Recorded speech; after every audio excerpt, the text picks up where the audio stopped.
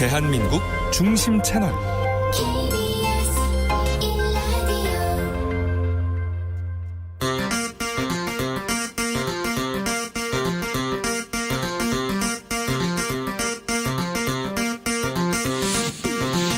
주진우 라이브.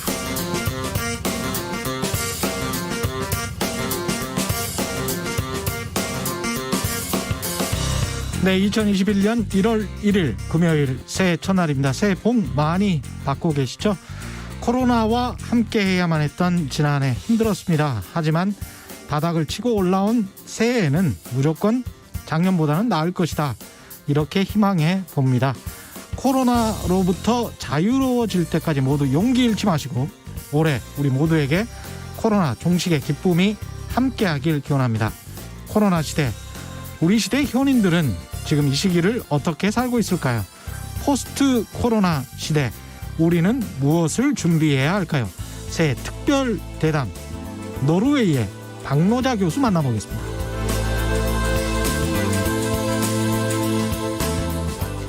문재인 정부 집권 5년차 맞이해 대대적 인사 단행했죠. 정치권은 4월 재보궐선거를 앞두고 뭔가 마음이 바빠지고 있습니다. 이낙연 더불어민주당 대표는 새해를 맞아서 이명박 박근혜 전 대통령의 사면을 대통령께 건의하겠다고 밝혔는데요. 정치권에선 다양한 반응이 나오고 있습니다.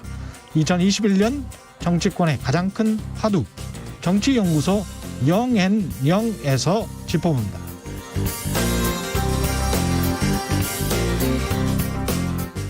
네, 지난해 검찰 개혁을 수면 위에 올렸던 사건이 있습니다. 바로 검언유착 의혹인데요. 검언유착은 짜여진 프레임이다, 이렇게 했던 이동재 전 채널A 기자의 재판 결과 언론계가 주목하고 있습니다. 이 밖에 2021년 대한민국 언론계를 뜨겁게 할 이슈들 기자들의 수다에서 정리해봅니다. 나비처럼 날아 벌처럼 쏜다. 여기는 주진우 라이브입니다.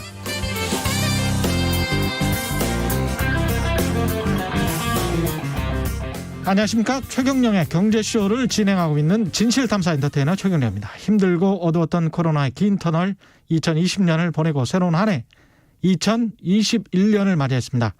사실 어제와 같은 오늘 똑같은 24시간이지만 새해가 우리에게 주는 새로움은 특별하죠. 새해 소망 생각하고 새해 각오를 다지고 계획을 세우고 새로운 1년이라는 선물을 받습니다.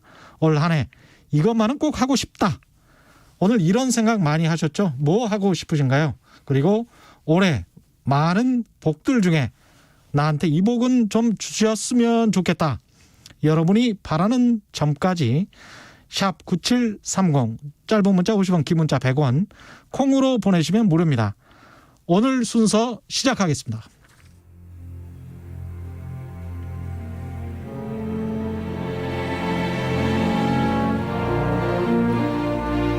우리는 코로나보다 강하다.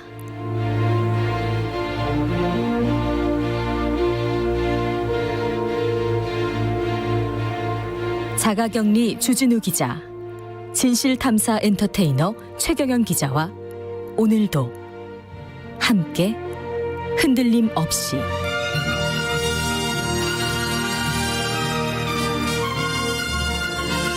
KBS 1라디오 주진우 라이브.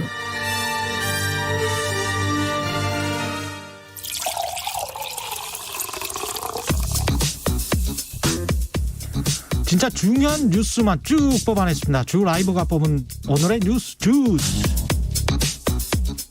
네, 새해 첫날 뵙습니다. 시사인 송지혜 기자 어서 오세요. 네, 안녕하세요. 어제도 뵀었죠, 우리? 네, 맞습니다. 어제와 다른 오늘입니다.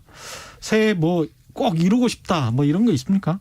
딱히 이루고 싶다고 생각한 것보다도 하고 좀 싶다. 각오가 있는데 쓰레기를 각오. 좀 줄이겠다 하는 각오는 있습니다. 쓰레기를 줄이겠다. 예, 요새 재택근무를 하면서 네. 배달 음식을 워낙 많이 시켜 먹는데 이 쓰레기가 감당이 안 되더라고요. 이 시키면서도 죄책감을 계속 느끼고 맞아요.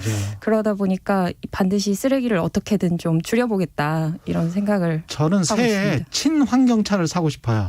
너무 좋은 생각인 것 같습니다. 예, 친환경차를 사서 제가 하고 싶은 게 비 올 때 말이죠.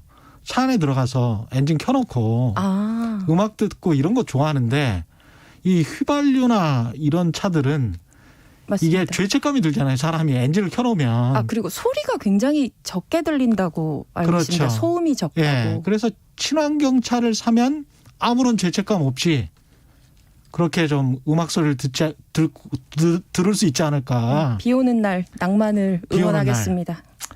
친환경 차를 꼭 사고 싶은데. 누군가의 이제 허락이 필요한 건 아닌지 모르겠습니다. 예. 코로나19 현황부터 살펴볼까요? 예. 예, 오늘 0시 기준 코로나19 신규 확진자가 1,029명 늘었고요. 예. 누적 확진자 이로써 61,769명입니다. 지난 11월 중순부터 시작된 3차 대유행이 한 달 반을 넘었고요. 신규 확진자는 연일 1,000명 안팎을 기록하고 있습니다. 네. 신규 확진자의 감염 경로를 보면 지역 발생이 1,004명이고요. 해외 유입 25명입니다. 확진자가 나온 지역을 보면 서울 358명, 경기도 271명, 인천 63명 등 수도권만 692명입니다. 서울 동부구치소 등 교정시설에서 연일 확진자가 쏟아지고 있고요. 요양병원과 요양시설에서도 집단 감염이 확산하고 있습니다.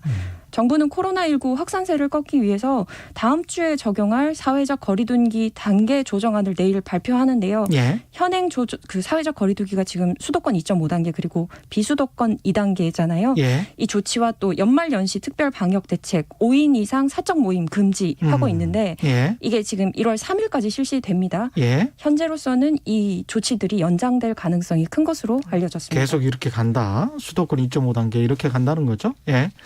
세계보건기구에서 코로나19 화이자 백신의 긴급 사용을 인증했다. 네, 세계보건기구가 성명을 발표했는데요. 예. 화이자 백신이 코로나19 사태 이후에 처음으로 긴급 사용 인증을 받았다고 하면서 백신을 수입하고 접종하는 절차를 신속하게 할 수 있는 길을 열었다고 밝혔습니다. 성분 안전과 효과성 그 기준을 충족했다고 설명했는데요. 예. 의약품 승인 기구가 있는 국가는 자체 절차에 따라 코로나19 백신을 승인하면 되거든요. 예. 그런데 의약품 승인 기구가 마련돼 있지 않은 저개발 국가에서는 WHO의 결정에 따라 백신을 수입하고 또 유통할 수 있습니다. 아. 네, 저개발 국가를 위해서 이런 승인을 한 거죠. 미국 FDA나 우리 식약처처럼 따로 이렇게 승인할 수 있는 곳은 따로 승인하면 되는데. 맞습니다. 그리고 그게 훨씬 더 빠르잖아요. 그렇죠. 미국이나 유럽은 이미 승인했잖아요, 사실. 그렇죠. 예. 그런데 이 백신은 또 처조원에서 유통이 필요합니다. 그런데 예. 저개발 국가에서는 그런 시설이 이제 준비가 그렇죠. 되어 있지 않잖아요. 예. WHO가 이 백신의 변질을 막기 위해 이런 시설을 갖추지 못한 국가를 지원하기 위한 방안도 검토 중입니다. 예. 앞서 화이자 백신은 영국 그리고 미국, 유럽연합, 아르헨티나 등을 포함해서 10여 곳에서 이미 승인을 받은 바 있습니다. 예. 이 모더나가 5월부터 한국에 백신을 공급하겠다 공식 발표를 했습니다. 미국 제약회사 모더나는 현지 시각으로 어제 자사 홈페이지를 통해서 밝혔는데요.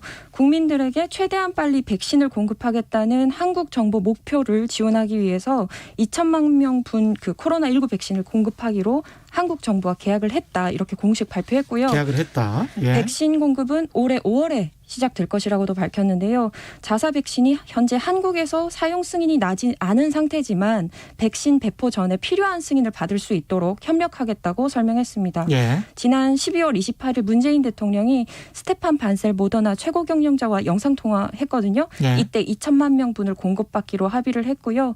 이후에 후속 실무 협상을 통해서 이렇게 정식 계약이 완료된 겁니다. 이로써 우리 정부는 5,600만 명분에 대한 코로나19 백신을 선구매 완료했고요. 우리나라 인구가 5,200만 명이잖아요. 예, 이를 넘는 백신을 확인한 상태입니다. 확보한 상태입니다. 그렇죠. 올 5월에 시작하기 전에 아마도 이제 식약처 같은 곳에서 허가가 나오겠네요. 네, 예. 그렇습니다. 올해 초에 이제 시작이 되겠죠. 예. 이낙연 더불어민주당 대표가 이명박 박근혜 전 대통령의 사면을 거론했습니다. 네, 이낙연 대표가 적절한 시기에 두 전직 대통령의 사면을 문재인 대통령에게 건의하겠다 이렇게 밝혔는데요. 적절한 시기에 건의하겠다. 네, 연합뉴스와의 신년 인터뷰에서 한 말입니다. 예. 두 전직 대통령의 사면이 국민 통합을 위한 큰 열쇠가 될 수 있을 것이라고 말했는데요. 그러면서 올해는 문재인 대통령이 일할 수 있는 사실상 마지막 해로 이 문제를 적절한 때에 풀어가야 하지 않겠느냐는 생각이 들었다라고 설명했습니다. 예. 아울러서 두 전직 대통령의 법률적 상태가 다르다 이렇게 지적했는데 지금 이명박 대통령은 17년형이 확정돼서 수감 중입니다. 예. 이명박 대통령에 대해서는 특별 사면을 하고 재판 중인 박근혜 전 대통령은 형 집행정지로 구속 상태를 벗어나게 하는 방안을 염두에 둔 것으로 풀이가 되는데요. 예. 친이계의 이재호 국민의힘 상임고문은 조금 늦은 감이 있지만 여당 대표가 흉흉한 민심을 제대로 읽었다고 봐야 한다 이렇게 말했고요. 국민의힘 당 차원에서는 공식 논평은 또 자제했습니다. 예. 아무래도 반대 여론이 예상이 되고 또 사면 여부도 불확실하기 때문에 지나친 반응은 삼가하는 모습인데요. 반면 안철수 국민의당 대표는 좀 난색을 표하면서 전직 대통령의 사면을 선거에 이용하려는 시도가 있다면 그것은 용납할 수 없는 일이다. 전 국민의 공감대가 중요하다라고 말했습니다. 유튜브에서도 뭐 다양한 의견이 들어오고 있는데 유튜브에서 땡땡땡님 이명박 들어간 지 얼마나 됐다고 사면입니까? 최명성님 중도층 잡으려고 그러는지 이런 말씀이시고요. 연로님은 박근혜 전 대통령 재판도 안 끝났는데 그래서 이제 형 집행정지로 하겠다는 건데 이렇게 할 거였으면 그동안에 여당이나 청와대가 했었던 말 재판이 안 끝났는데 어떻게 사면을 할 수가 있단 말이냐. 그 맞습니다. 말을 바꾸게 되는 거잖아요. 말을 번복하게 되는 거라서. 청와대도 굉장히 조심스러운 입장이고요. 그렇죠. 그리고 무엇보다 국민의힘 그 김종인 비대위원장도 불과 한두 달 전에 두 전직 대통령에 대해서 사과를 한 바 있습니다. 그렇죠. 네. 예. 어떻게 민심을 읽고 있는지 잘 모르겠습니다. 예. 박근혜 전 대통령에 대한 대법원의 제3고심 14일에 열립니까? 네, 국정농단과 국가정보원 특수활동비 상납 혐의로 재판에 넘겨졌던 박근혜 전 대통령에 대한 대법원의 두 번째 판단이 1월 14일에 나오는데요. 예. 박근혜 전 대통령은 최서원 씨와 함께 대기업들을 상대로 미르 그리고 K스포츠 재단 출연금을 강요하고 삼성으로부터 최 씨 딸 정유라 씨에 대한 승마 지원 뇌물을 받은 혐의 등으로 2017년 4월 재판에 넘겨졌습니다. 예. 1심은 박근혜 전 대통령에게 징역 24년에 벌금 180억 원을 선고했고요. 2심은 일부 뇌물 혐의를 추가해서 징역 25년에 벌금 200억 원으로 형을 가중했습니다. 하지만 대법원은 공직선거법에 따라 특가법상 뇌물 혐의는 분리 선고되어야 한다면서 사건을 파기환송했고요. 이 모든 혐의에 대해서 일괄해서 판결을 선고한 것은 잘못이라는 판단입니다. 예. 이와 별도로 또 2013년 5월부터 2016년 9월까지 국정원장들에게 국정원 특활비 36억 5천만 원을 받은 혐의 등으로도 기소가 됐는데 예. 항소심에서 징역 5년과 추징금 27억 원을 선고받았습니다. 대법원은 국정원장은 회계관리 직원에 해당한다면서 원심에서 무죄로 봤던 국고손실 혐의를 다시 심리하라는 취지로 또 파기환송했고요. 예. 이후에 서울고등법원 형사 6부가 국정농단 사건과 국정원 특활비 수수 사건을 병합해서 심리를 했어요. 예. 그리고 지난 7월에 박근혜 전 대통령에게 모두 징역 20년을 선고했습니다.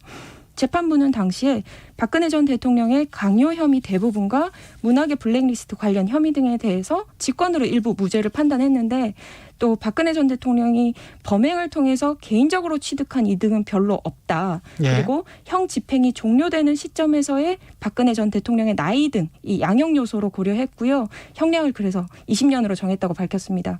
항소심 재판부가 각각의 사건에서 선고했던 합계 총 징역 30년인데 이보다는 적은 형량이죠. 10년이 네. 줄어든 거고요. 이제 1월 14일에 열릴 제3고심에서 형이 확정되면 박근혜 전 대통령은 이제 3년 9개월 동안 이어졌던 법정 다툼의 마침표를 이제 찍게 됩니다. 아, 그럼 1월 14일 날에 제3고심에서 형이 확정이 되는군요. 네, 이제 예. 드디어 되는 겁니다. 예. 그러면 사면 요건은 또 되기는 되겠습니다. 예. 8672님, 사면? 전두환을 보세요. 이렇게 말씀하셨고요. 강옥수님, 사과도 안 하는데 어설픈 화해는 도리어 화를 부립니다. 일제 청산 못하니 오늘날까지 점점점 이렇게 말씀하셨습니다. 나경원 전 자유한국당 원내대표가 서울시장 출마 시사하는 듯한 발언, 시사를 하는 듯한 발언은 또 뭘까요? 예. 좀 내용을 좀 보겠습니다. 예. 이 SNS에 어제 남긴 글인데요.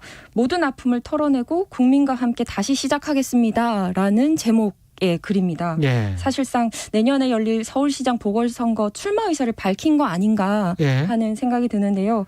코로나19보다 훨씬 더 큰 위협은 바로 문재인 대통령과 이 정권의 독단적이고 무능한 국정 운영이었다면서 문재인 정권이 2020년을 불통, 불의, 갈등, 분열, 비명으로 가득 채웠다라고 좀 거칠게 예. 표현했습니다. 나경원 전 대표는 선거로 사람을 바꿔야 정책이 바뀐다. 정책이 바뀌어야 국민의 삶이 바뀐다. 예. 선거로 국민의 삶을 지켜내야 한다라고 강조했는데요. 그러면서도 2020년의 아픔을 훌훌 털어버리고 이제 국민과 다시 시작하겠다. 마음을 굳게 먹겠습니다. 더욱 단단해지겠습니다라고 밝혔습니다. 이 나경원 전 대표가 최근에 박영선 중소벤처기업부 장관과 함께 그 인기 예능 프로그램 녹화를 마쳤거든요. 예. 이 텔레비전에도 이제 모습을 드러내는데 4월 서울시장 보궐선거를 앞두고 대중에게 얼굴을 알리는 행보를 하는 거 아니냐 이런 분석이 나오고 있습니다. 박영선, 나경원 두 분이 나오면 싸움이 불만하겠습니다. 예. 0300님. 인터만 2번 하고 정규직 못돼서 실망 많이 하고 있는 아들. 2021년은 꼭 취업이 되기를 간절히 바라봅니다. 저는 딸이 그렇습니다. 예, 저도 간절히 바라봅니다. 예. 2729님. 뭐 있나요? 건강이죠. 건강하지 않으면 직장도 못 다니고 경제적으로 힘들고 이젠 건강을 챙길 나이가 됐네요. 이런 말씀하셨습니다. 1385님. 이낙연 대표님 전직 대통령 사면 건의 사면을 통해서 보혁, 동서, 빈부 통합을 이뤘으면 좋겠습니다. 신축년 저의 소망은 은퇴 후 유럽 여행 가는 것입니다. 예, 유럽 여행 좋으시겠습니다. 2020년 한 해 동안 전두환 씨에게서 미납 추징금 35억 원. 액수는 작은데 환수 조금이라도 했군요. 네, 이제 예. 970억 원.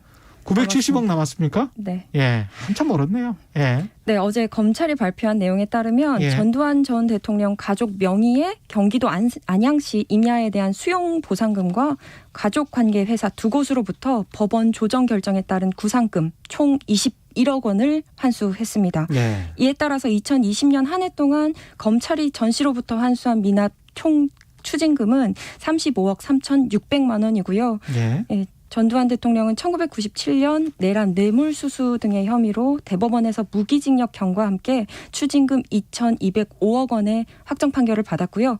그동안 1,234억 원, 전체 추징금 중 약 56%를 집행했습니다. 예. 남은 추징금 아까 말씀드렸듯 970억입니다. 970억. 네, 예. 연일 대통령 소식이 있네요. 전직 예. 대통령 소식이 있네요. 낙태죄는 이제 완전히 폐지된 거죠? 조금 더 두고 봐야 될 것 같은데요. 예. 일단 2020년 12월 31일 형법상 낙태죄는 폐지가 되었습니다. 예. 새해부터는 낙태죄로 인한 처벌은 받지 않는데요. 헌법재판소가 2018년 4월에 낙태죄 조항을 위헌으로 판단을 했고 2020년 연말까지 법 조항을 개정하라는 헌법 불합치 결정을 내렸는데요. 현재 결정에 따라서 정부는 지난 10월에 임신 초기인 14주까지만 낙태를 허용하는 내용의 형법 모자보건법 개정안을 입법 예고한 바 있습니다. 하지만 정부가 낙태죄를 부활시키려 한다는 여성계의 반발에 부딪혔고요.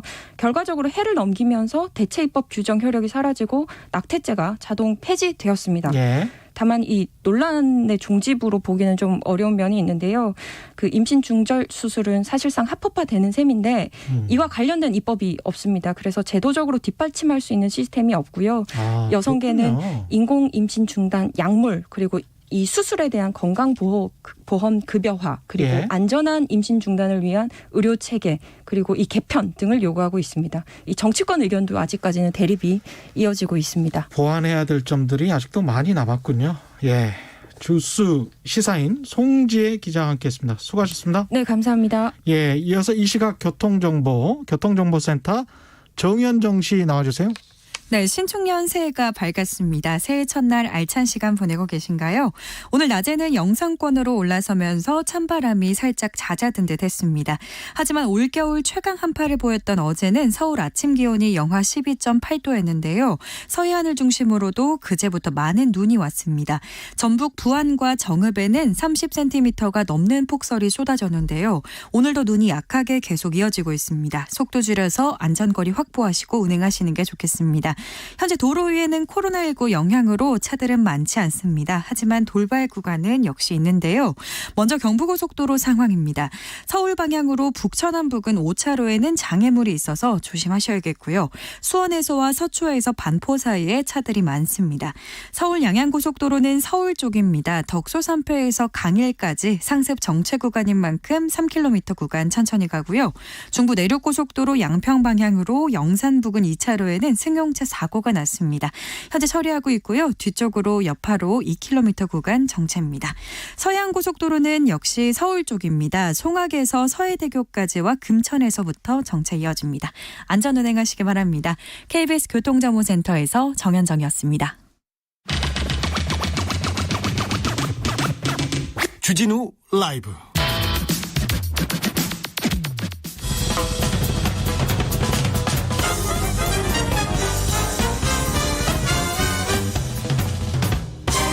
훅 인터뷰. 모두를 위한 모두를 향한 모두의 궁금증 훅 인터뷰. 국회 새해를 맞았습니다. 작년엔 여야 상임위 자리 싸움으로 국회가 48일이나 늦은 지각 개원을 했고 갈등 전국이 이어졌는데요. 올해는 부디 협치하는 국회 모습을 보여주길 바랍니다. 21대 국회에는 그 어느 국회보다 여성들 활약이 돋보이고 있는데요. 헌정사상 최초로 여성 국회 부의장 탄생을 했고 역대 최연소 여성 의원도 나왔습니다. 오늘 함께할 이분도 여성이시네요. 21대 국회에서 아주 주목받고 있죠. 용해인 기본소득당 의원 모셨습니다. 안녕하십니까? 네, 안녕하세요. 기본소득당 용해인 의원입니다. 새해 첫 인터뷰 1호 모시게 됐습니다. 예. 네. 의원님께는 올해가 특별한 한 해가 될 것 같습니까? 어떻습니까? 네, 사실 2020년에 예. 국회의원 당선되고 나서 이 주진우의 라이브에서 제 목소리를 많이 담아 주셨는데 그렇습니까? 2021년 또 저의 첫 인터뷰로도 주진우의 예. 라이브가 또 저의 첫 인터뷰이기도 하거든요. 2021년에. 그래서 예. 매우 뜻깊고 좀 감회가 새롭고요. 예. 이제 국회의원으로 일한 지 2년 차에 접어들게 되었는데 예. 올해는 좀 더 프로페셔널한 꽉 찬 의정활동 모습을 보일 수 있을 것 같아서 그 네. 어느 때보다 좀 의욕이 넘치고 있습니다. 지난해는 어떠셨어요? 처음 들어가 보니까. 네, 지난해는 저에게는 개인적으로 굉장히 엄청난 한 해였는데요. 예. 기본소득당이라는 당을 만들었고요. 예. 그리고 국회의원에 당선되었고 국회의원으로서 일을 했고 예. 또 개인적으로는 이제 아기가 생기기도 하고 그래서 아, 그래요? 네, 좀 많은 언제? 일 올해 5월 말에 출산 예정입니다. 올해 5월 말에. 네. 그래서 좀 너무 많은 일이 있어가지고 사실 한 해가 끝났다는 게 잘 실감이 안 나요. 첫 아이세요? 네, 첫 아이입니다. 아유, 축하합니다. 그래서 2020년은 정말 저에게 모든 순간이 좀 다 강렬했던 기억이었습니다. 예. 성별은 아시나요? 아들로 추정하고 있습니다. 초음파를 보니 예, 5월 말에. 네. 아주 특별한 2021년이 되겠습니다. 개인적으로는. 네. 2021년에 한국 사회는 어떤 모습이었으면 좋을 것 같습니까? 네, 2021년 한 해만 좀 놓고 본다면 예. 많은 분들의 소원이자 저의 소원이기도 한데요. 예. 코로나 종식되는 한 해가 되어야 할 것 같고요. 그렇죠. 예. 제가 사실 오늘 이제 기본소득당의 어린이 당원들과 예. 줌 온라인으로 비대면 미팅을 좀 했어요. 예. 그래서 이제 2021년의 소원이 뭐냐라고 물어봤더니 어린이 당원도 있어요? 네, 저희 이제 명예 어린이 당원들이 있고 또 예. 기본소득당을 아주 마음속 깊숙이 지지하는 지지자들이 있거든요. 어린이 지지자들이. 그 부모님들의 아이들인가 보죠? 그렇기도 하고요. 본인이 스스로 당원이기도 하고요. 어린아이가 네. 자기 결정하에. 네. 예. 그래서 이제 2021년 소원이 뭐냐 이렇게 예. 물어봤거든요. 예. 그랬더니 절반 이상의 어린이들이 다 코로나 끝났으면 좋겠다. 그 명예당원은 어린이 명예당원은 당비 안 내죠? 내는 내는 어린이들도 있습니다. 진짜요? 자기 용돈으로. 네. 멋있죠. 네. 멋지네. 예. 네, 그래서 좀 코로나 종식을 준비하면서도 코로나 이후에 좀 많은 것이 바뀌고 있고 바뀌어버린 대한민국이 어떤 과제를 준비해야 하는지를 예. 좀 이제 그 준비를 좀 시작해야 될 한 해이지 않나라는 생각이 좀 듭니다. 그 5월 말에 지금 아이를 낳는다고 하시니까 출산휴가, 육아휴직제도 네, 국회 사무처는 아마 굉장히 잘 돼 있을 겁니다. 네네. 한국에서 제일 잘 돼 있는 걸로 제가 알고 있는데 국회의원은 어떻습니까? 의원은 선출직이기 때문에 예. 육아휴직은 따로는 없고요. 예. 저도 고민 중이에요. 이 선출직이라는 자리가 가지는 또 무게도 있고, 그렇죠. 다만 이제 이 나이대 30대 어떤 여성으로서 예. 또 제가 뭔가 너무 이렇게 슈퍼맘이 되어버리면 또 아니 그 일종의 이제 국민의 기본권일 수도 있는 거 네, 아니에요? 여성들에게 또 저렇게 일해야 된다라는 어떤 강박이 될 수도 있어서 좀 고민 중인데요. 예. 저의 고민은 이제 저도 이제 출산이라는 것을 처음 경험하면서 예. 이 출산과 임신이라는 것이 우리 이렇게 출산율이 낮아진다라고 하면서 여성들에게 많이 요구가 되지만 예. 사실은 전혀 지원이 되지 않고 여성들의 책임으로 좀 많이 남아있구나라는 생각을 좀 많이 해서 예. 좀 총체적으로 이 임신과 출산 과정에 대한 지원책들을 좀 정비해야겠다라는 생각을 하나 했고요. 두 번째는 예. 네, 또 두 번째는 육아휴직 관련돼서 예. 지금은 여성들만 이제 의무화가 되어 있는데 남성들이 육아휴직을 좀 의무적으로 쓰도록 해야 하는 법 개정을 좀 준비 중입니다. 의무적으로. 네, 그래서 예. 사실 이제 많은 여성들이 일을 하다가 이제 임신을 통해서 경력 단절을 겪게 되잖아요. 예. 근데 사실은 일하고 싶은데 예. 어쩔 수 없이 이제 육아휴직을 하는 경우도 많거든요. 그러다 보니까 산후 우울증도 오고 육아 우울증도 오는데 이것을 남성들에게도 똑같이 좀 의무화를 하면서 좀 더 육아를 좀 공동 부담하고 그러니까 남자, 여자 그러니까 부모가 다 함께 동시에 할 필요는 없지만 네, 일정 기간은 꼭 의무적으로 육아휴직을 하도록 하는 것이 필요하겠다라는 생각이 들고 저는 남편이 육아휴직을 하고 아이를 볼 계획입니다. 아, 그렇습니다. 그거 축하드려야 되는 거죠? 네, 그렇습니다. 초선 의원으로서 이 지난 1년간 국회 겪어보시니까 좀 이렇게 좀 바뀌었으면 좋겠다 하는 부분들은 어떤 게 있을까요? 네, 저는 제가 이렇게 마음 급한 사람인지 잘 몰랐는데요. 예.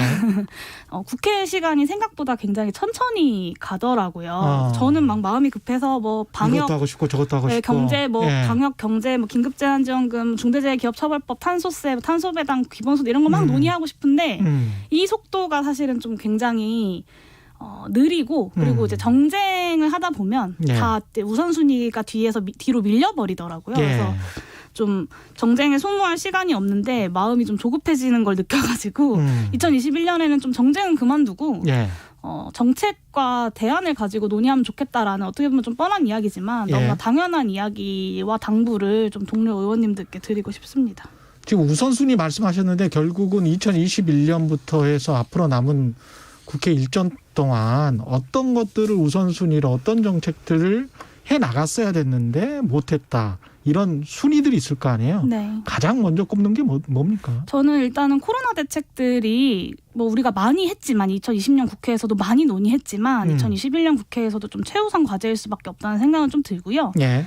2020년 초에 처음에 코로나가 1년 전에 등장했을 때는 사실 이게 조금만 버티면 올해 안은 끝나겠지. 그럴 줄 조금만 알았어요. 버티면 예. 된다 이렇게 생각했기 때문에 그럴 줄 알았어. 네, 예. 좀 많은 국민들이 또 자발적으로 사회적 거리두기를 하기도 하고 소상공인들도 그렇게 버텨왔던 건데 지금은 사실 그런 전망이 좀 어렵잖아요. 백신이 보급되기 시작하긴 했지만 뭐 빨라도 올해 가을 정도는 돼야 종식될 거라고 이야기하는데 소상공인들뿐만 아니라 그 소상공인 가게에서 일하던 노동자들 그리고 뭐 취업 준비를 하고 있다가 지금 경제 상황이 얼어붙으면서 아예 취업 시장 자체가 열리지 않는 취업 준비생들 그리고 그들의 부모님들 등등등 사실 너나 할 것 없이 좀 어렵고 절망하고 있는 상황이다라는 생각이 좀 들고요. 예. 오늘 이제 더불어민주당의 이낙연 대표님이 확장적 재정 정책은 불가피하다. 그리고 추경 편성도 고려할 수 있고 전국민 재난지원금도 고려할 수 있다라고 말씀하셨는데 아, 그랬군요. 네, 예. 이게 제가 사실은 지난 12월 2일에 예산안 심사하면서 반대 토론을 했던 이유였어요. 왜냐하면 예. 코로나가 점점 더 심각해질 것이 뻔히 예상되는 상황에서 예. 이 예산을 급하니까 시한에 맞춰서 일단 통과시키고 1월부터 추경을 논의한다면 저는 사실 되게 부끄러울 것 같았거든요. 국회의원으로서. 그래서 더 과감하게 좀 이 시한에 목매이지 말고 좀 우리가 과감하게 예산안을 편성하자. 코로나 대응 예산을 이렇게 좀 제안을 했었는데 좀 늦었지만 그럼에도 불구하고 이번에 이낙연 대표님이 이렇게 말씀하시는 건 저는 되게 고무적인 일이라고 생각하고요. 예. 좀 일일 확진자가 1,000명을 넘나들고 있는데 국민들의 경제적 부담이라도 좀 덜어줄 수 있는 대책들이 좀 빠르게 논의되어야 할 것 같습니다. 이낙연 대표 이야기를 하셔서 이낙연 대표가 그 전 대통령 이명박 박근혜 전 대통령 네. 사면 이야기를 꺼냈단 말이죠.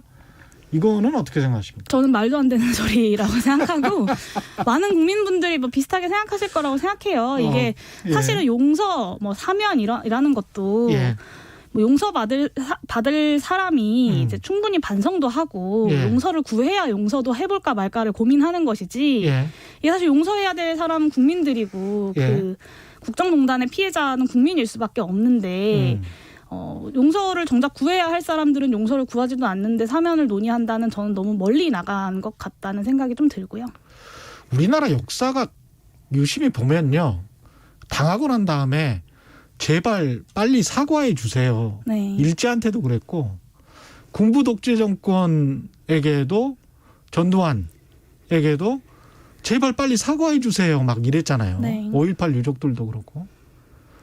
그게 이미 당한 사람들, 피해자들, 약자들이 사과해 주세요라고 말하는 게 참 어떻게 보면 굉장히 모욕을 당하는 맞습니다. 듯한 네. 예, 그런 생각도 들더라고요. 예. 그런데 법적으로 이제 사과할 마음이 없는데 법적으로 사면을 하다 보니 예. 사실 전두환 대통령 같은 경우는 아직도 제대로 반성하지 않고 사과하지 않고 진실을 밝히지 않고 있잖아요. 최근에 예. 재판에 가면서도 이렇게 시민들을 향해서 호통을 치는 모습을 보이기도 했었는데 예. 저는 그런 역사를 또 반복하지 않으려면 이명박 박근혜 두 전 대통령에 대한 사면 문제 역시 좀 신중하게 다뤄져야 된다고 봅니다.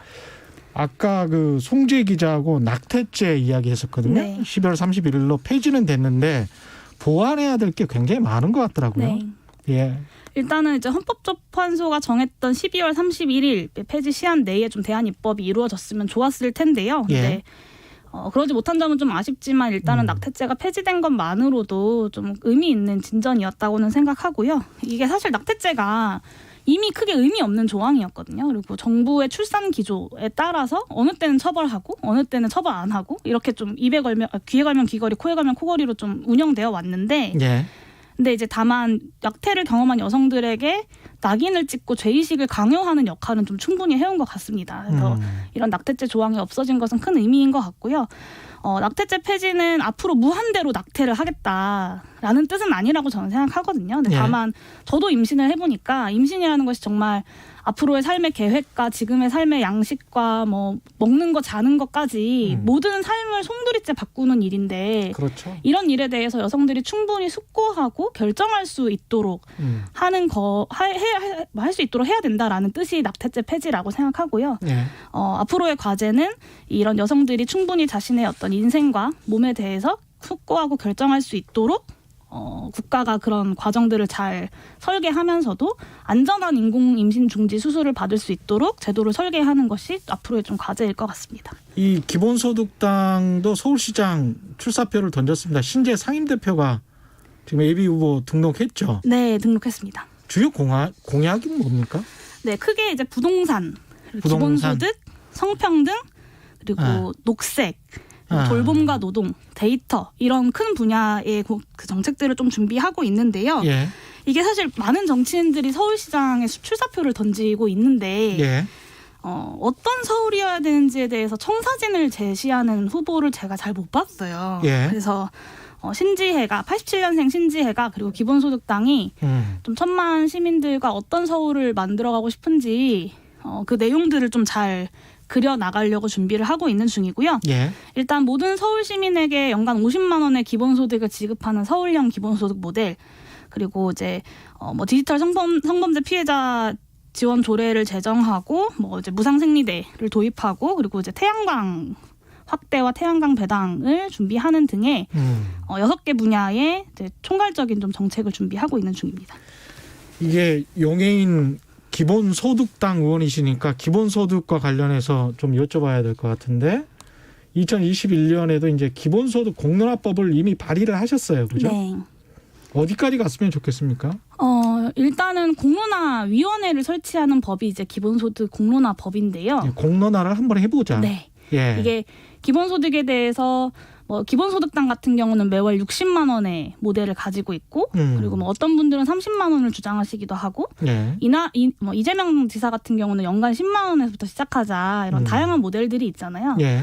21대 국회에서 예전에 비해서 기본소득에 대한 논의가 많이 확장된 것도 맞지만 이렇게 각자의 모델만 주장하다가는 제대로 된 논의가 시작조차 못될 가능성이 크다라고 예. 생각해서 이게 단순히 그냥 사람들 먹고 살기 어려우니까 돈 주자라는 정책이 아닌 만큼 전 국민 차원의 좀 수기가 필요하다라고 좀 생각을 했고요. 그래서 기본소득이 언제부터 가능할지, 뭐 얼마부터 시작할지, 재원은 어떻게 마련할지, 뭐 언제 얼마부터 시작할지, 뭐 이런 것들에 대해서 우리가 좀 수기하는 과정을 거치자라는 것이고 예전에 이제 신고리 5,6호기 예. 관련돼서 공론화위원회를 했던 것들 경험들이 있잖아요. 그런 그런 것처럼. 경험들을 좀 보완해서 한 1년 정도 전 국민이 숙고하고 수기하는 토론의 과정을 거치고 예. 2022년 대통령 당선인이 이 공론화 결과에 대해서 좀 책임지고 책임 있게 수행을 하는 그런 구상이고요.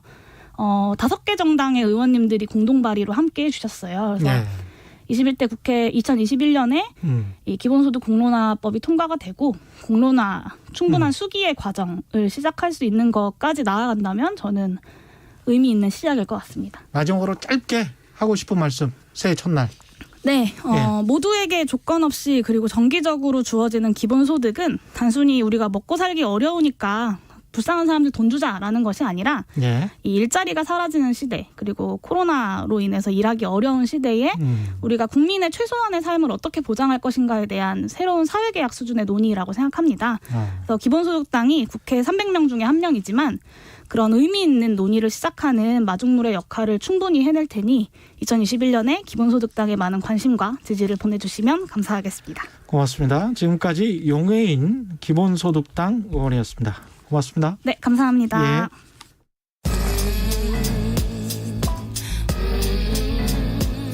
나비처럼 날아 벌처럼 쏜다. 주진우 라이브.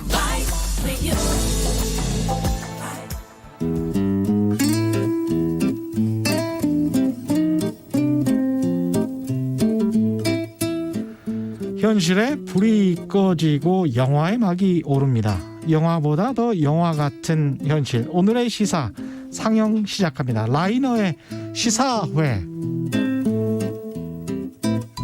영화 전문 유튜버 라이너 오셨습니다. 안녕하십니까? 네, 안녕하세요. 예, 보통 라이너로 이렇게 불리시는 거예요? 네, 그렇습니다. 예, 네. 제가 성함은 직접 여쭤보진 않겠습니다. 매주 이 시간에 영화 한 편씩 소개해 주시는데 새해 첫날 어떤 영화 골라오셨습니까? 네, 사실 2010년 후반을 장식한 여러 말 중에 민주주의의 위기라는 말이 있었다는 생각이 듭니다. 예. 2020년대에는 어떤 말이 또 유행할지 의문인데요. 예. 우리는 이런 다른 국가들의 사례라든지 혹은 영화의 일을 통해서 이런 정치적인 문제들을 배우고 또 타산지석으로 삼을 수 있다고 생각하는데요. 그런 면에서 오늘 소개할 영화가요. 다큐멘터리 영화입니다. 예. 넷플릭스 오리지널인데요. 예. 위기의 민주주의 룰라에서 탄핵까지라는 다큐멘터리입니다. 봤어요. 보셨습니까? 예. 네. 재밌습니다. 보십시오. 예. 네, 그렇습니다. 예. 이 룰라다 시우바라는 인물을 다룬 다큐멘터리인데요. 사실 예. 브라질이라는 국가가 잘 아시겠지만 우리랑은 좀 가깝지 않아 보이지만 예. 그리고 또 룰라라는 이런 브라질 정치인의 이름을 처음 들어보시는 분들도 많을 것 같은데 룰라는 사실 굉장히 유명한 사람 아닙니까? 그래도 그렇긴 한국 하죠. 사람들한테도. 네, 그렇긴 예. 합니다. 예. 그래서 그런지 몰라도 이 다큐멘터리 내용이 그렇게 어렵지만은 않습니다. 예. 네. 이 다큐멘터리 전체 내용은 어떻습니까? 좀 소개를 해주시면. 이 전체적인 내용은요. 이 사실 룰라라고 하는 이 인물을 통해서 시작되는 내용인데요. 이 영화 감독이 되게 재밌는 사람입니다. 이름은 페트라 코스타라는 이름인데요. 예. 이분은 이제 할아버지 조부께서 건설업을 하시는 분이세요. 그래서 어떻게 보면 사회 지도층, 지배층에 해당이 됩니다. 기득권 세력이죠. 그 감독이 그렇죠. 감독이. 네, 영화 감독이 감독. 내레이터도 하지 않습니까? 맞습니다. 내레이션을 그렇죠. 예. 이끌어가고 있는데요. 할아버지가 건설 회사를 예. 소유하고 있고요. 또 부모, 어머니는 이제 운동권 출신이십니다. 그러니까 군부 독재에 반대하는 사회운동을 열심히 하셨던 그런 인텔리들이고 그렇죠, 미국에서 인텔리. 공부한 맞습니다. 예. 그래서 사실 그 이중적인 어떤 색채를 가지고 있는 거예요. 예. 부모님들은 운동권이셨고 예. 아주 극렬한, 그리고 할아버지는 또 기득권 세력이기 때문에 할아버지가 거의 재벌이던데요. 재벌이죠. 예. 네, 상당한 재벌입니다. 예. 네, 아주 엄청난 재벌 집안이라서 예. 그런 부분에서 자신의 삶이 정치사와 연결되어 있다고 생각하고 있는 사람입니다. 그러니까. 그 사람의 예. 시선으로 이제 룰라라고 하는 인물을 바라보는데요. 이 브라질 정치사가 우리랑 되게 흡사해요. 이 1964년에 예. 군부 독재가 시작이 됩니다. 시기도 비슷하네. 네. 그리고 또 한 20년 정도 되고요. 예. 그 다음에 1986년에 이제 아주 운동이 일어나면서 예. 군부를 축출해요. 86년. 그것도 시기가 비슷하네요. 네, 굉장히 비슷합니다. 그리고 예. 그때 등장한 인물이 이제 룰라 다 시우바라는 인물인데요. 예. 이 사람은 노동자당, 브라질 노동자당을 창립한 창립 멤버이기도 하고 예. 노조와 그리고 대중들의 많은 지지를 받는 카리스마 넘치는 사람이었습니다. 이 사람이 이제 그 대통령 직선제 운동 이런 예. 것들을 주로 이끌었다고 합니다. 80년대 백규환 선생 같은 그런 느낌이 좀 들기도 하고요, 룰라가. 네, 예. 그런 생각도 좀 드는데요. 예. 그래서 이분은 또 이제 정치에 이제 도전을 한 거죠. 예. 그래서 화려하게 데뷔를 해서 89년도부터 이제 계속해서 대선에 도전을 해요. 맞습니다. 네, 예. 89년, 그다음 94년, 98년 3번 연거푸 시도를 하는데 전부 다 낙선합니다. 그게 예. 좀 약간 급진적으로 보였다고 생각했던 모양이에요. 그래서 3번 낙선해요. 네, 그래서 2002년 4번째 도전 때는 이제 중도 우파와의 합작. 타협을 하죠. 이건 또 김대중 전 대통령하고 좀 비슷하네. 네, 그죠? 중도 우파 타협을 하면서 이제 2002년도에 예. 대통령이 되게 됩니다. 예. 이때부터 이제 이야기가 시작되는데요. 근데 사실 룰라 시대 때는 굉장히 브라질이 아주 브라질의 봄이라고 할 수 있을 정도로 큰 발전을 했던 시기였다고 합니다. 예. 룰라는 다양한 정책들을 했었는데 그중에서 경제 정책이 되게 일각에서는 운이 좋았다고 하고 일각에서는 정책을 잘했다고 하지만 당시 이제 세계 GDP 13위였던 브라질이 세계 7위까지 올라가게 되고요. 예. 그리고 이제 그 룰라는 아주 다양한 복지 정책을 했던 모양입니다. 예. 이 다큐멘터리에서 소개되기로는 가난한 사람들, 노동자들, 빈민층들을 위해서 이제 $30 정도의 돈을 지원하는 이런 정책도 했었고, 그다음에 교육을 무상으로 받을 수 있게 해준다든지 이런 여러 정책들을 했던 모양이에요. 예. 그래서 실업률이 떨어지고 국가의 경제가 굉장히 발전을 해서 이분이 연임을 하셨는데 예. 퇴임을 할 때 지지율이요 87%였답니다. 경제가 되게 좋았어요. 브라질 경제가 그때. 예. 네. 2010년도에 퇴임을 하는데 퇴임 대통령의 그 87%인 거예요. 87%. 그래서 이제 대통령 선거가 이제 진행이 되는데 예. 후임 대통령 선거. 네, 후임 예. 대통령을 뽑는 선거가 이 브라질도 헌법상 연임밖에 못 한답니다. 예. 3번을 하려면 한 번 쉬고 해야 되는 모양인데요. 근데 그 야당이든 여당이든 후보들이 전부 다 룰라 대통령의 사진을 걸어놓고 대통령 선거를 치렀을 정도로 그 정도군요. 인기가 엄청났었다고 합니다. 90% 가까운 지지율이니까. 그렇죠. 예. 그래서 룰라 대통령이 이제 선정한 그 지명했던 후계자 예. 지우바라는 이름의 여성 대통령이 여성이었어요. 이제 예. 당선이 돼요. 그분도 이제 룰라의 동지죠. 그래서 군부 독재 시대 때 맞서다가 이제 고문을 당했었던 인물인데 예. 고문을 아무리 당해도 굴복하지 않았던 그런 대단한 여성이었다고 합니다. 마찬가지로 민주주의의 지도자로서 예. 모습을 갖고 있었던 인물이었는데 예. 이제 룰라 시대 지나고 지우바 시대 때 부정부패 사건이 터지게 됩니다.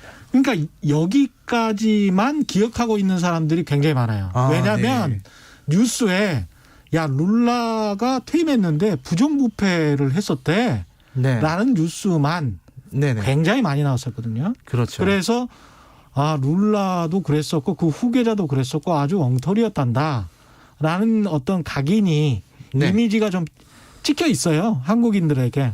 그렇습니다. 근데 실제로 다큐멘터리를 보면 다른 이야기가 나오죠, 지금. 네, 요거 간단히만 말씀드리자면 예. 그 지우바 대통령 때 이제 말씀하신 것처럼 부정부패 사건이 터져서 예. 지우바 대통령은 탄핵을 당합니다.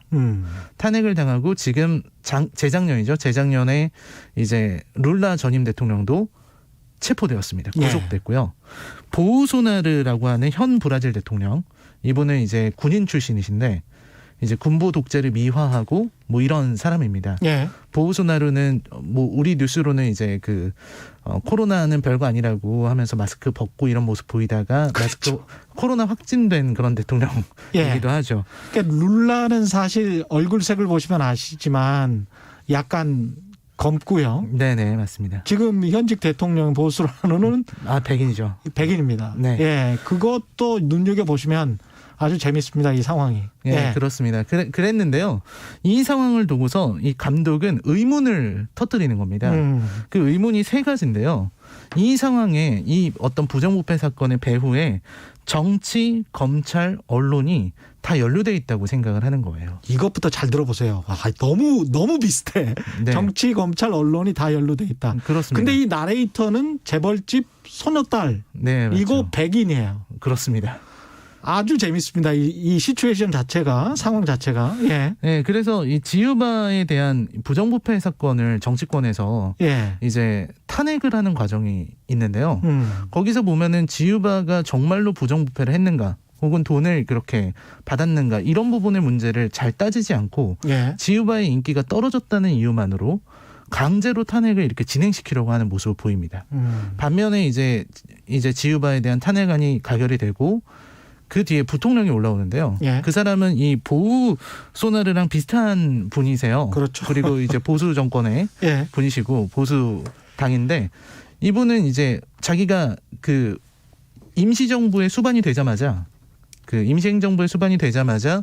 자기 행정부의 강요들을 전부 다 백인으로 바꿔버립니다. 예. 이런 분이 나오시고, 그다음에 이제 검찰 측에서는 사법부 판사인데요. 모루라는 사람이 이제 이 세차 작전이라고 하는 이 부정부패 사건을 쭉 일으키죠. 그래서 예. 그거를 하는데 이제 룰라 대통령을 실제로 불러서 재판하는 과정을 보여줘요. 예. 근데 그것도 사실 쟁점은 룰라 대통령이 그 3층 아파트를 가지고 있느냐, 뭐 이런 게 주요 쟁점이었는데, 예. 그것보다는 재판을 받고 있다는 모습, 그리고 이런 추궁당하는 장면, 이런 것들을 언론을 이용해서 룰라가 마치 죄를 저지른 것처럼 보여주게 하는데 좀 집중한 게 아니냐라는 의문을 보입니다. 실제로 룰라는 죄를 저질렀습니까? 지금 구속된 상태입니다. 예. 네, 부정부패가 있었다라고 하는데요. 예. 근데 이제 여기 다큐멘터리 감독이 얘기하는 거는 그 이후에 그 아까 말씀드렸던 후임 부통령도 같은 부정부패에 연루가 됐어요. 그러니까 브라질 정치는 이 굉장히 정경유착이 강렬한 모양입니다. 예. 그래서 똑같은 상황이 펼쳐졌는데 그 부분에 대해서는 탄핵안이 하원에서 의결이 안 돼요. 언론도 조용하고. 예. 그러니까 같은 부정부패 검찰도 사건이 기소를 하지 터졌는데, 않고. 네, 맞습니다. 예. 전부 다 안 일어나는 거죠. 거기에 이제 의문을 표하는 겁니다. 같은 사건인데 이유가 대통령이 자주 바뀌면 안 된다는 이유로 그냥 탄핵안이 안 되는 거죠. 명분은 대통령이 자주 바뀌면 안 된다. 네, 그리고 또 룰라 대통령은 그 인터뷰에서 그 얘기를 해요. 예. 자기가 이 재임 기간 동안에 가장 후회되는 일이 언론을 통제하지 못한 것이다. 브라질 같은 경우는 언론 재벌들이 한 7, 8개 정도 되는 재벌 가문들이 예. 언론을 장악하고 있다고 합니다. 그리고 나서 이제 감독은 결론을 그렇게 내리죠. 예. 후임이었던 보우소나르 대통령이 당선이 됩니다. 이분은 아까 말씀드린 것처럼 군부를 찬양하고, 예. 그리고 이제 차별적인 정책을 밀어붙이고 기득권 엘리트들에게 우호적인 정책을 밀어붙이는 아주 그런 트럼프 같은 그런 사람이죠. 예. 이런 사람인데 이 사람이 대통령이 되자마자 법무장관으로 아까 말씀드렸던 모루 그 판사를 법무장관으로 임명하죠. 그리고선 그 얘기를 해요. 예. 이 뒤에는 결국 바뀌지 않는 것은 어떤 재벌들, 기득권. 기득권. 예. 재벌, 검찰, 엘리트, 언론. 네, 예. 언론 이들이 결국은 이 모든 사건을 벌인 것이 아니냐라고 묻고 있습니다. 그게 이제 이 감독의 결론이죠. 예, 이 다큐멘터리 참 볼만합니다. 예. 네, 이 다큐멘터리 보시면은 생소한 사건이긴 하지만 왠지 남의 일처럼 느껴지지 않는 그런 게 참 대단한 영화라고 할 수 있죠. 기시감이 있죠. 네, 맞습니다. 이거 한국 일 아니야? 뭐 이런. 어디에나 이런 일이 있다는 게 좀 되게 놀라운 상황이죠. 예. 고맙습니다. 예. 시사회 오늘의 작품은 위기의 민주주의 룰라에서 탄핵까지였습니다. 라이너 수고 많으셨습니다. 고맙습니다. 네, 감사합니다. 예. 물론 감독의 주관적 관점이 많이 드러나 있습니다. 이 작품. 예. 시사점은 아주 있고요. 예. 그런 다큐멘터리입니다. 김동률, 이적의 우리가 쏜 화살은 어디로 갔을까 들으면서 잠시 쉬었다 6시에 돌아오겠습니다. 고맙습니다. 뜨거웠었고 태양을 겨냥했었건 숲을 꿰뚫었었건 다만 타오르던 가슴에서 터져 나오던 이제는 모두 어디에 그 기억이라도 그 흔적이라도 어디에 그 마음이라도